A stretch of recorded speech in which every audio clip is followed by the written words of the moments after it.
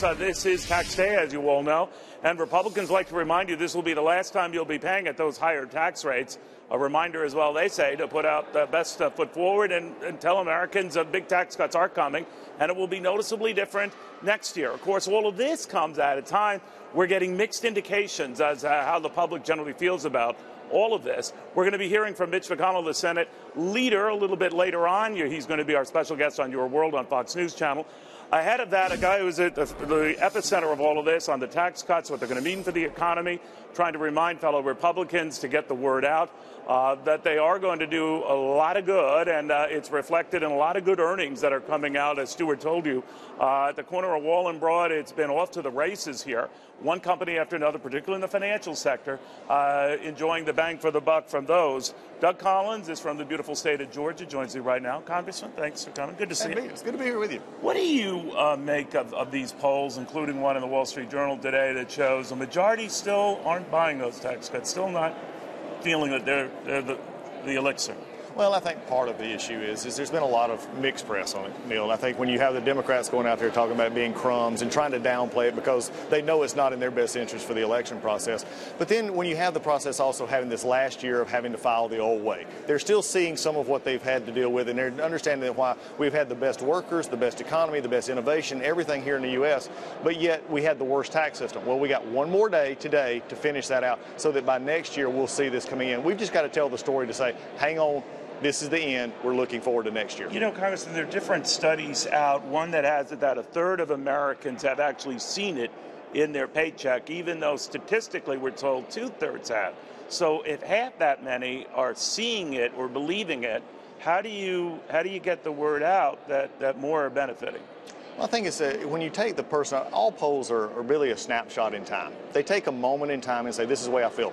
But what we're finding is when I travel around, I travel across the country, is when you start seeing companies like in my district, Mincy Marble, when you start seeing other companies, larger companies, where you make it personal to their employees and they're seeing the expansion, they're seeing new money come in, they're seeing their checks a little bit larger, it may be taken up in some other things, or benefits being added. That's when you personalize this. And I think for Republicans especially, we've got to personalize these stories and say, this is how the economy grows. When we do that, we win.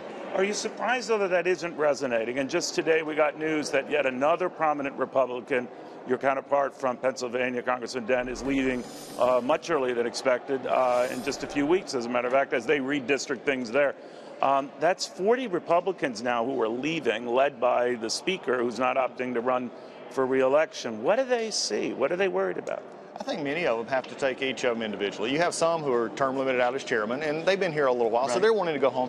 This is also part of an American experience. Everybody talks about term limits. They talk about turnover. Well, since 2010, we've had well over 50% turnover here. I think that's a good thing. Some of these have different reasons for going. You don't think they're getting out of Dodge before the heat?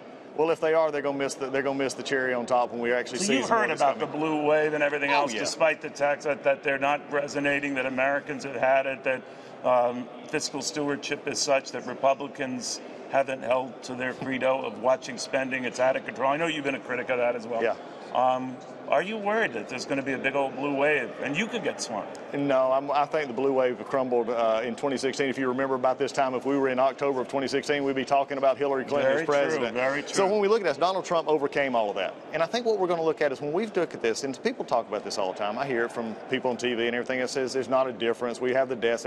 Let me ask you this. If Democrats were in control, would we have had this tax cut? No. If Democrats were in control, would we have had the rollback of regulatory burden that's coming from Washington, D.C.? Would we have had a military bending that has now built back up our military where they can do what they need to do? Would you have the emphasis of the economy and jobs and companies saying we want to build in America, we want to bring that? If you'd have had that under the Democrats, no. The answer is no. So when you talk about the differences, you have to be honest with the differences. We may all not want to get to a certain end, and I may want to see the deficits lower, which I do. I want to see spending lower, which I do. But I'm going to be like Ronald Reagan. I'm going to take the 80% I get right now, and I'll come back and get the 20% later. You mentioned Ronald Reagan. I'm wondering that some of your colleagues with whom I've chatted sort of said the president's the reason they're not doing better, that he is on the ballot as much as you guys are.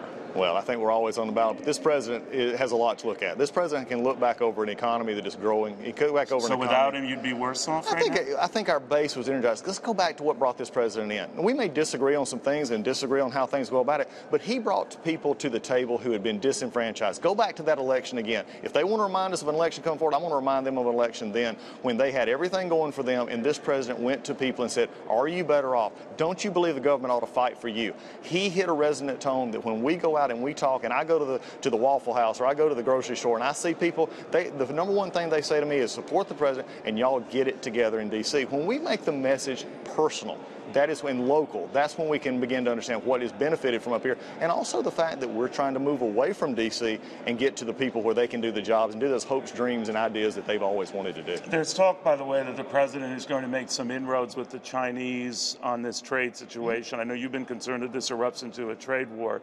You think one can still be avoided? I think so. And I think this is, again, if you understand the president, which he's done such, negotiation, he always starts out at a position saying, here's where I want to be. And then he begins the negotiation process. I think that's a good way to look at it.